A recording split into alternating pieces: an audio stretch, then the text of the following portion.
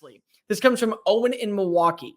Could a 9-3 team make the college football playoff in 2024? And if so, who are the favorites?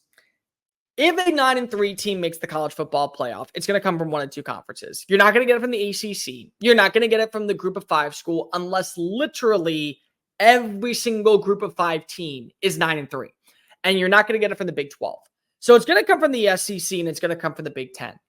I think that the big brand names are also going to get a little bit more psych over everyone else. So what that means is that if you're like a Mississippi State and you have an incredible first year underneath Jeff Levy, Blake Shapen is the truth. You like your offense. You get a little bit of that Dan Mullen consistency on defense, like from the years past where they were always great in being able to set the tone. Like, yeah, at that point, you feel good about the direction of Mississippi State. They're not getting a pass.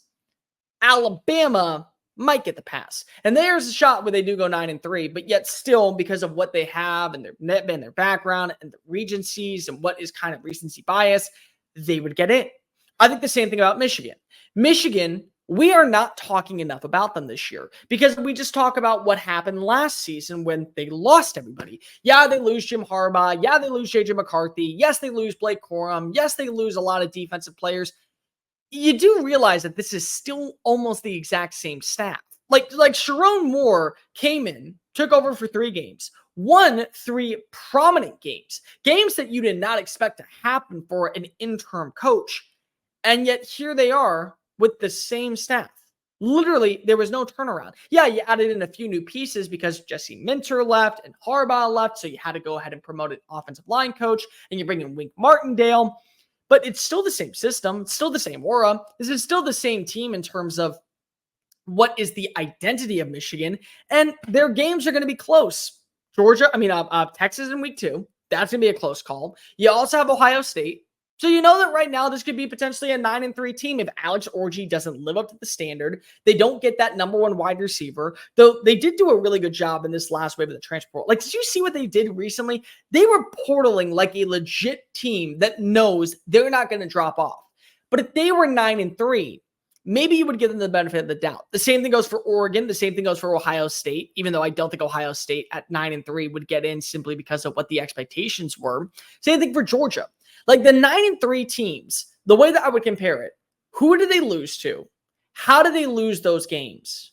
And what about the other major contenders in college football? So like a 9-3 Notre Dame team will not get into the playoff because they're an independent.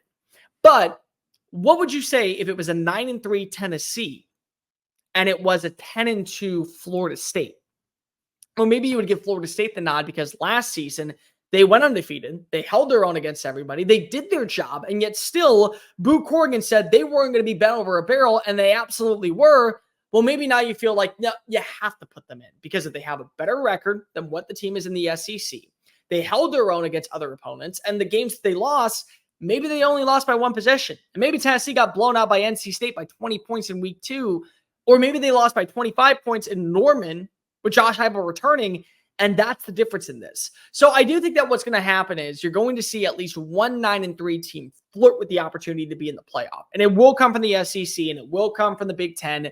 But then you have to look at the other programs in college football, how they won their games, how you lost your games. And then from there, you'll have that conversation. I'm not saying it's impossible. What I am saying is I don't think you'll get the benefit of the doubt if you're a small team. If you're, say, a South Carolina, or let's say you're a Michigan State, you're going to have to go 10-2, 11-1 to get to the CFP. But if you're Michigan, if you're Alabama, if you're Oregon, if you're Georgia, you'll probably get the benefit of the doubt because of where your roster is, the bourgeoisie of your program, the abundance of what the ratings will say to be able to sneak your way in as an 11 seed. If it's not one of those programs, unfortunately, I just don't think that it's going to be possible. That's going to do it for this mailbag edition of Just Saying It. If you have questions, go ahead and email me, ColeThompsonWriting@gmail.com. Every single Monday, I'm going to start doing this. Make sure also that you hit subscribe. That way we continue to have conversations surrounding our favorite sport. Make sure also you're following me on all the social media platforms, TikTok, Facebook, Instagram, Twitter, at Mr. Cole Thompson. It's the exact same as my YouTube channel. So